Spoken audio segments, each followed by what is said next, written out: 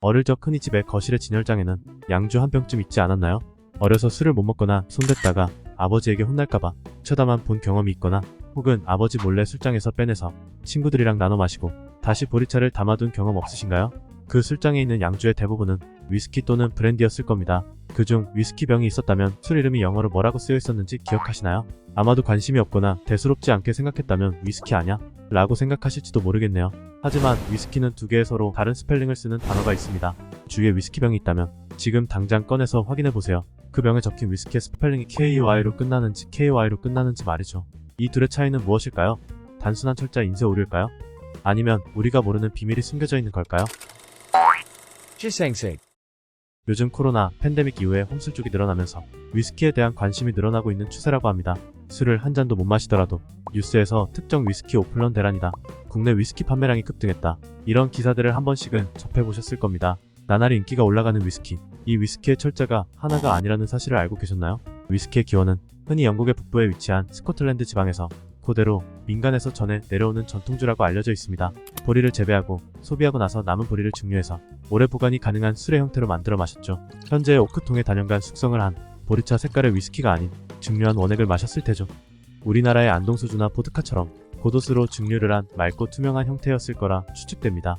위스키의 어원은 생명의 물을 의미하는 아쿠아피트에서 유래했고 게이러로 우스게바, 오드피 등으로 불리게 됩니다. 이것이 변화하여 현재 위스키라는 이름이 되었습니다. 생명의 물이라는 이름은 그 당시의 시대적 배경을 생각하면 이해하기 쉽습니다. 15세기 당시는 각종 질병에 대항하여 소독을 할 수 있는 약품 등이 없었기 때문에 포도주 등의 발효주를 여러 번 증류하여 고도수의 알코올을 만들어내고 이것을 상처에 부위 발라서 소독함으로써 각종 질병으로부터 감염을 지켜낼 수도 있었고, 또한 약초들을 넣어서 술을 만들어 약처럼 복용하기도 했습니다. 그래서 각종 술의 제조법들이 수도원 등에서 주로 발전되고 전해져 내려왔다는 사실이 저절로 이해되지 않으신가요? 그 시대부터 위스키는 영국 북부지방에서는 누가 먼저라고 할 것도 없이 지방 구석구석마다 보리 농장 옆에는 증류소를 만들어 위스키 제조를 해왔으며, 각종 세금을 피해 밀주를 만들던 시대부터 품질을 인정받고 영국의 국왕으로부터 로열 워렌티를 받아서 왕실에 납품하는 증류소도 생기고 전 세계로 수출하는 글로벌 기업도 생겨나며 수백 년간 성장해왔습니다.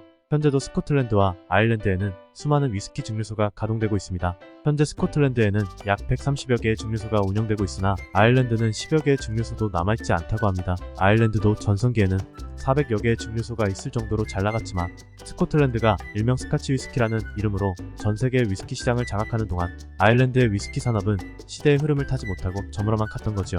하지만 아일랜드에서는 아이리시 위스키가 위스키의 원조라는 자존심이 있다고 합니다. 그들은 1600년대 세인트 패트릭이 증류 기술을 아일랜드에 가져와서 그때부터 위스키가 시작되었다고 말하고 있습니다. 물론 스코틀랜드에서는 인정하지 않고 있죠. 스코틀랜드와 아일랜드의 위스키 원조 논쟁은 지금도 치열하게 벌어지고 있고, 스카치 위스키와 아일리시 위스키 간의 대결은 세간에서는 늘 화두가 되고 있습니다. 이러한 두 나라의 원조 논쟁은 위스키라는 단어의 철자에서도 나타나고 있는데요. 과거에는 아일랜드 역시 또 스코틀랜드와 마찬가지로 게이러를 사용했으나 당연히 사용하는 말과 문자가 스코틀랜드와는 조금씩 달랐을 테고, 그것이 오랜 시간이 흘러서 현대에는 아일랜드는 WHISKY, 스코틀랜드는 WHISKY라는 각각의 다른 정식 표기법을 선택하고 있다고 합니다. 현재 전 세계에서 위스키는 당연히 스코틀랜드와 아일랜드에서만 만들어지진 않는데, 그러면 이 두 나라를 제외한 다른 나라에서는 위스키를 어떻게 표기하고 있을까요?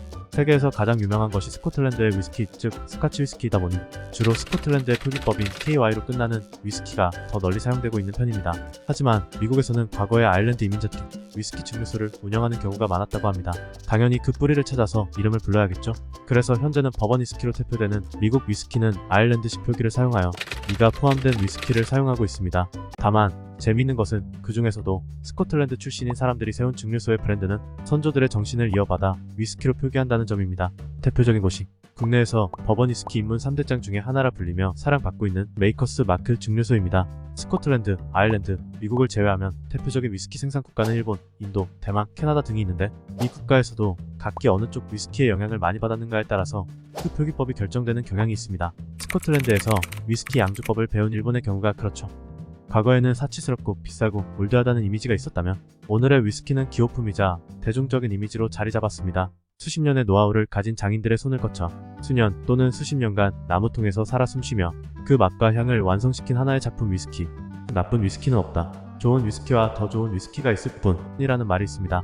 꼭 비싼 위스키가 아니라도 현재는 대형마트, 리코샵 등에서 합리적인 가격으로 맛있는 위스키를 만나보실 수 있습니다. 여러분들도 우연히 가격도 적당하고 근사한 위스키 마트를 보신다면 장인들이 공들여 만든 작품 한 잔 맛보시는 건 어떨까요? 이상 가벼운 지식과 상식을 들려드리는 지상식이었습니다. 재미있게 보셨다면 구독과 좋아요 부탁드립니다. 영상 제작에 큰 힘이 됩니다. 감사합니다. 지상식